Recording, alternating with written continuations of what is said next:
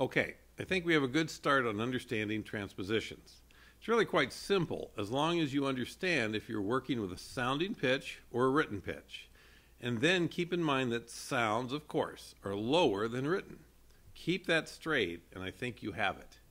We introduced the idea of transposing key signatures in class. They work the exact same way as notes. For example, here is the key signature and first note in a flute part. What would this be if we wanted a clarinet player to play in unison with the flute? Well, we know that a flute is a non-transposing instrument, so it is our sounding part of the equation. We also know that the clarinet is in B flat and transposes by a major second, and that it will sound lower than written, so we better go up a major second to get that part in unison with the flute player, who would be irritated if the clarinet was playing the wrong note.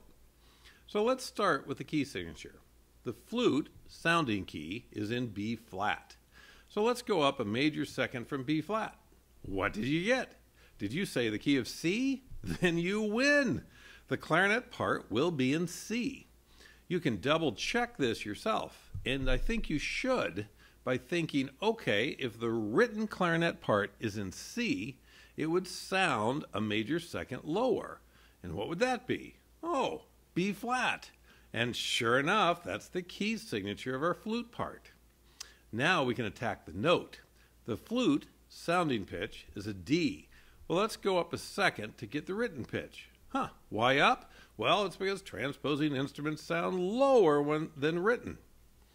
And a major second up from D is E. Actually, we don't have to worry about the E natural, E flat, or even E sharp, since we did the key signature first. How cool is that? Okay, let's look at a real-world kind of issue.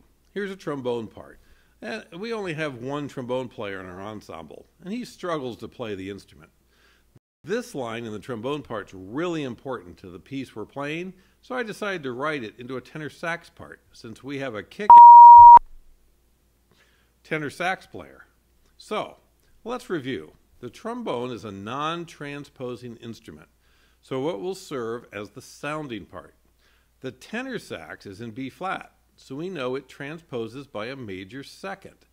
We also know it's a real bad boy instrument, so we have to add an octave. Okay, let's start with a key. The trombone sounds in the key of E flat here. So what is a major second higher than E flat? It's F. So we'll write the tenor sax part in the key of F. All the saxes, by the way, play in treble clef. Hint, hint. Now we can go about transposing the pitches. And since we have the key signature transposed and there are no accidentals, we just have to move the notes a second in an octave, and we don't even care if it's a major second, a minor second, a diminished second, or any other kind of second you can think of. Why don't you stop the video here, write out the tenor sax part, and then restart the video to see the answers.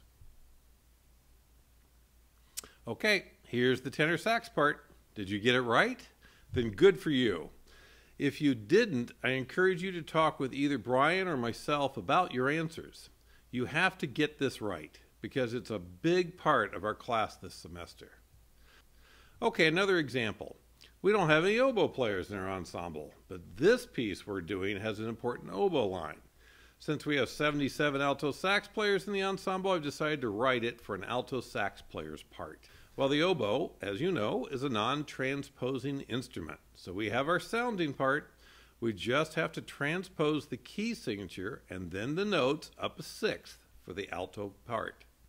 Why a sixth up? Well, duh, because after we write the part, it will sound a sixth lower than what we write. Everybody knows that. So start with the key signature. The oboe is an F. What's a sixth above that? And then do the notes, but be careful. There are two accidentals. Make sure you get those transposed exactly a major sixth. Stop the video until you're done and then start it again and we'll look at the answers. Okay, here's the answer. The part is written in the key of D because that's a sixth above F. And the first note will be an F since that's a sixth above the oboe sounding A. We don't care what kind of F since the key signature takes care of it. So what about the two accidentals? why are they naturals in the sax part, but they were flats in the oboe part?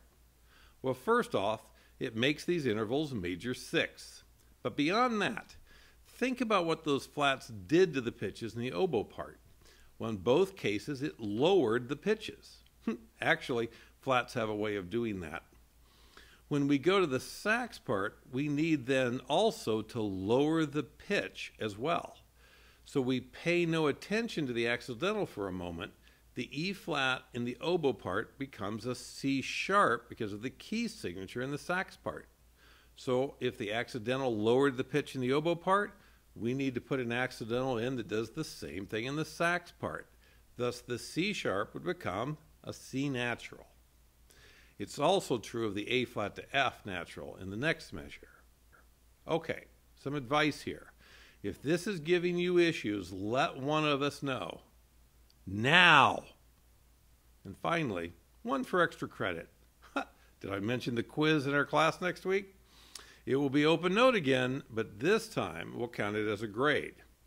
Anyway, what if you go from a transposing instrument to another transposing instrument? We don't know what the sounding pitch is by looking at the parts. Dang, that's not fair. Well, here's a horn part that we want to put into an alto sax part.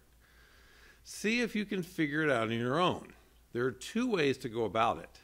The safest is to first change the written horn part to what it sounds like, the sounding pitches. Hint, sounds a perfect fifth lower than written. Then change those sounding pitches to the written alto sax part, up a sixth. The more advanced method is to combine both of these steps into one, but I recommend you don't do this until you really feel confident in your transposing ability. Either way, give it a try. I'll put the answers here in just a moment. We'll see you in class.